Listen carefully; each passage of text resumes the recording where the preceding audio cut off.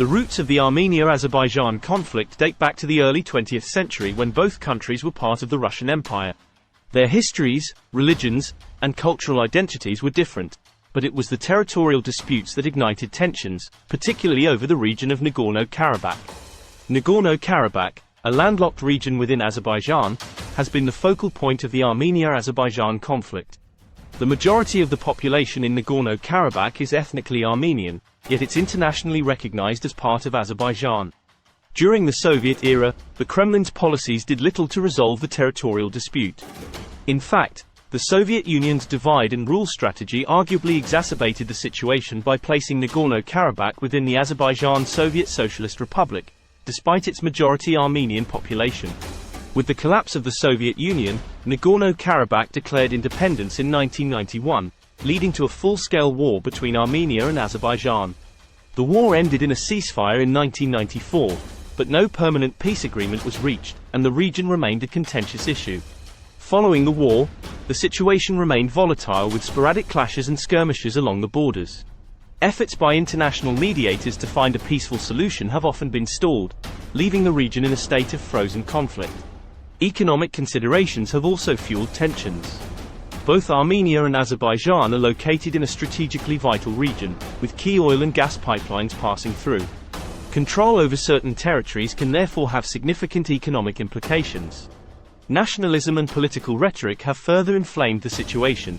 Leaders in both countries often use the conflict to rally domestic support, sometimes at the expense of diplomatic solutions. This has fostered a culture of mistrust and animosity between the two nations. In 2020, the conflict erupted into a 6-week war, resulting in significant casualties and territorial changes. The war ended with a Russian-brokered ceasefire, but the underlying issues remain unresolved, leaving the possibility of future conflicts open. The international community's role in this conflict has been complex. Various countries and organizations have attempted to mediate, but often their interests are conflicting, leading to an ineffective peace process. The peacekeeping efforts by the Minsk Group, co-chaired by Russia, France, and the United States, have not yielded any lasting resolutions. The group's influence has been limited by the conflicting interests of its co-chairs and the unwillingness of both Armenia and Azerbaijan to make significant concessions. The media's portrayal of the conflict has also played a role in shaping public opinion and national sentiments in both countries. National narratives often emphasize historical grievances and territorial rights, reinforcing stereotypes and hardening attitudes.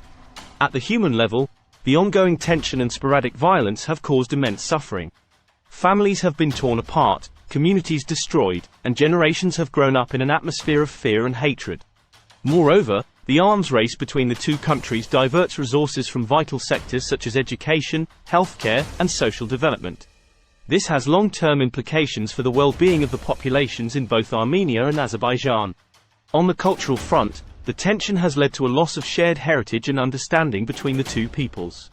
This includes the destruction of cultural monuments and the disintegration of once thriving communities, adding to the divisiveness.